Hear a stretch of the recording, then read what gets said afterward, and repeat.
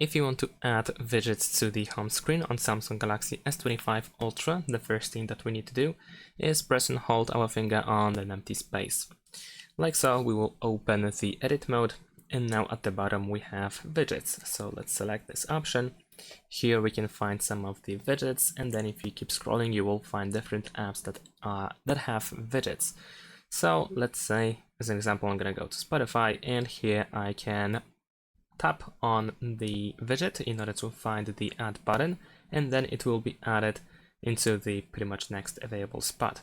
Now another way to do so, to create the widget, is once again of course going to the widgets panel here, but this time we can press and hold our finger and then drag and drop it anywhere. And this is how we can add widgets to our home screen. Thanks for watching, leave a like and subscribe to my channel, and see you in my next videos. Bye!